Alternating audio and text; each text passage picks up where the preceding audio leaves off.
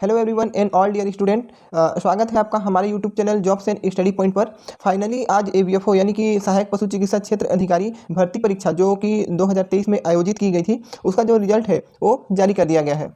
इसमें चयनित अभ्यर्थियों को मेरी ओर से बहुत बहुत बधाई एवं शुभकामनाएं। निश्चित रूप से ये जो सफलता है आपको अपनी लगन और मेहनत से मिली है, और ऐसे अभ्यर्थी जिनका किन्हीं कारणवश से इसमें चयन नहीं हो पाया है तो उनको भी निराश होने की जरूरत नहीं है, क्योंकि आपको आगे अभी बहुत सारे अवसर मिलेंगे जिसमें आप निश्चित रूप से सफल हो पाएंगे। आप अपना प्रयास, अपना कोशिश जारी रखिएगा, क्योंकि कोशिश करने वालों की कभी हार नहीं होती। अभी देखें वर्तमान में तो आपके जैसे मोबाइल वेटनरी यूनिट वाला हो गया, इसके अलावा प्रत्येक जिले में बहुत सारी संविदा भर्ती भी निकल रहे हैं। निश्चित रूप से एक पोस्ट भी आएगा और उसमें आपको निश्चित ही सफलता मिलेगी। तो आज इस वीडियो में हम लोग एवीएफओ के कट ऑफ और उसके चयन प्रक्रिया यानी कि सिलेक्शन के बारे में चर्चा करेंगे और देखेंगे कि आपके कितने मार्क्स आ रहे हैं और कितने मार्क्स, कितने मेरिट नंबर तक का इसमें चयन होगा। इन्हीं सब महत्वपूर्ण विषयों पर हम लोग चर्चा करेंगे, तो वीडियो में आप अंत तक बने रहिएगा ताकि आपको दी गई जानकारी अच्छे से समझ आ सके। ठीक है, तो चलिए बिना देरी के वीडियो को शुरू करते हैं। एक और महत्वपूर्ण बात, यदि आप वेटनरी फील्ड से हैं और वेटनरी एग्जाम के लिए तैयारी कर रहे हैं तो हमारे चैनल को सब्सक्राइब कर लीजिएगा, क्योंकि हमारे channel jobs and study point पर आपको वेटनरी से रिलेटेड फ्री स्टडी मटेरियल मिलते रहेंगे। और हम लोग जितने भी ऑब्जेक्टिव क्वेश्चन होते हैं, जितने भी इंपॉर्टेंट डाटा रहते हैं, उसको यूट्यूब में हम लोग शेयर करते हैं हमारे चैनल पर। तो चैनल को सब्सक्राइब कर लीजिएगा ताकि जो भी आपको डाटा है, जो भी आपको वेटनरी से रिलेटेड क्वेश्चन है, वो आपको मिलते रहें। ठीक है, सबसे पहले अगर हम लोग पोस्ट की बात करें तो सहायक पशु चिकित्सा क्षेत्र अधिकारी का यहाँ पे टोटल 150 पद निकला हुआ था। और ये जो पद है आपके तृतीय श्रेणी के अंतर्गत आता है, और इसके वेतनमान जो है वेतनमान लेवल 6 पे दिया जाता है, यानी कि 25,300 रुपये से लेके 80,500 रुपये तक इसमें पेमेंट दिया जाता है। ठीक है, और यहाँ पे पद की बात करें हम लोग तो यहाँ पे जनरल में टोटल यहाँ पे आपका 61 पोस्ट थे, जिसमें से आपका जो ओपन है, ओपन में 32 थे और फीमेल कैटेगरी में 18। इसके अलावा जो हैंडीकैप्ड हैं उनके लिए 5 पद था, और जो भूतपूर्व सैनिक थे उनके लिए 6 पद था। इस प्रकार से टोटल 61 पोस्ट था आपका जनरल में। अगर हम लोग एसटी की बात करें तो टोटल यहाँ पे 53 पोस्ट थे, जिसमें से ओपन में 30 था, फीमेल के लिए 15 था, और हैंडीकैप्ड में 3 पद था, साथ ही साथ भूतपूर्व सैनिक के लिए 5 पद था। अगर हम लोग एससी की बात करें, अन्य अनुसूचित जाति के लिए, तो यहाँ पे टोटल 17 पोस्ट थे, जिसमें से ओपन में आपका 10 था, और फीमेल कैटेगरी में 5 था, हैंडीकैप्ड के लिए 1 था, और भूतपूर्व सैनिक के लिए 1 था।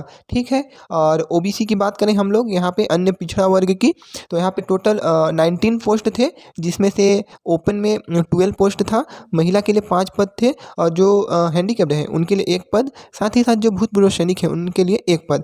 इस प्रकार से सभी को मिला के हम लोग यहाँ पे टोटल देखें तो 150 पदों पर वैकेंसी निकली हुई थी। और इसका जो परीक्षा है 17 जून 2023 को आयोजित किया गया था।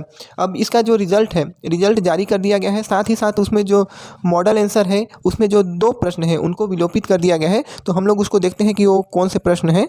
ठीक है, इसके बाद हम लोग इसके मेरिट लिस्ट और कटअप के बारे में चर्चा करेंगे, देखेंगे कितने नंबर तक का इसमें सिलेक्शन हो रहा है।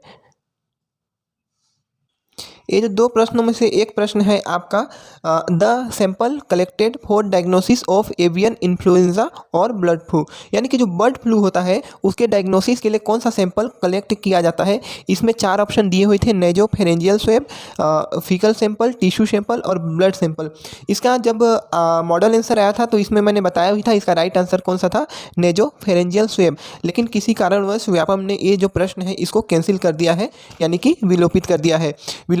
तो इसका जिसका सही है उसको भी नंबर नहीं मिलेगा, और जिसका गलत था उसका भी नंबर नहीं कटेगा।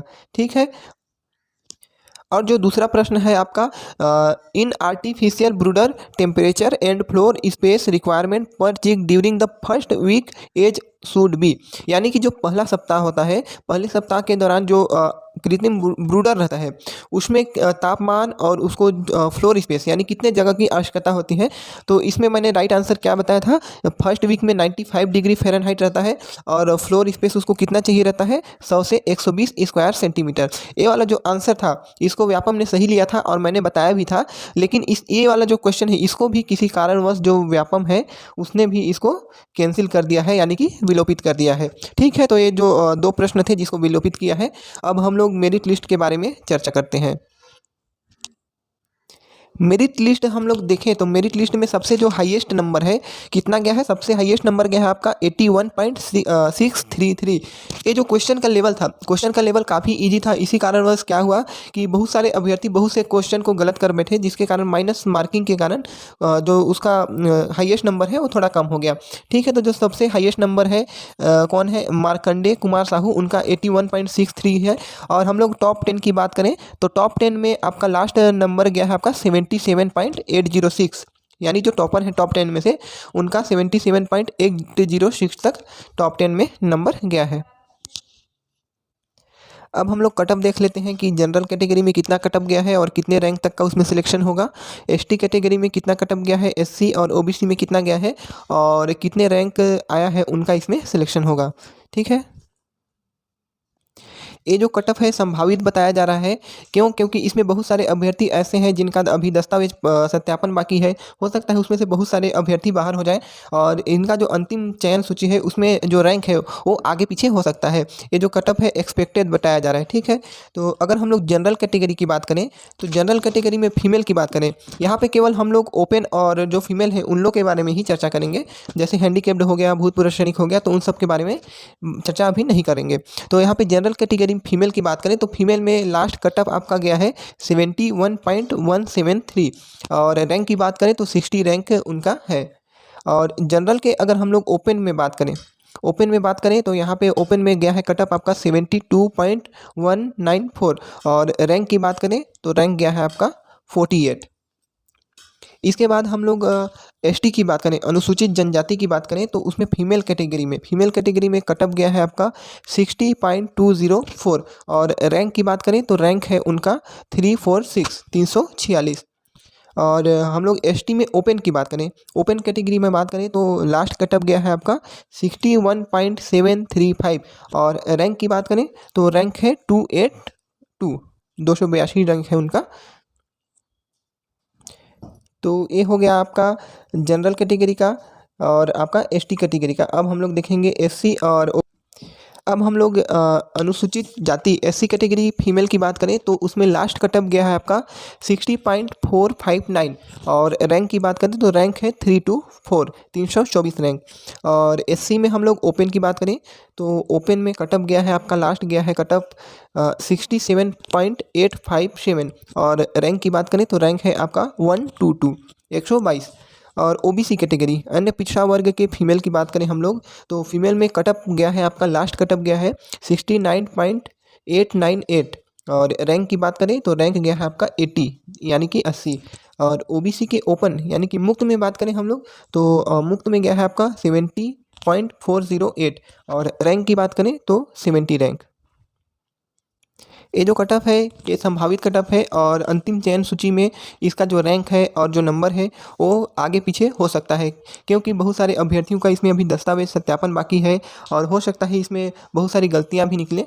तो अंतिम चयन सूची जो होगा वो विभाग के द्वारा जारी किया जाएगा, तो इसीलिए जो कटअप है संभावित बता जा रहा है। अर्थात इतना नंबर जिनका है और जितना रैंक आया है वो इसमें सेफ है।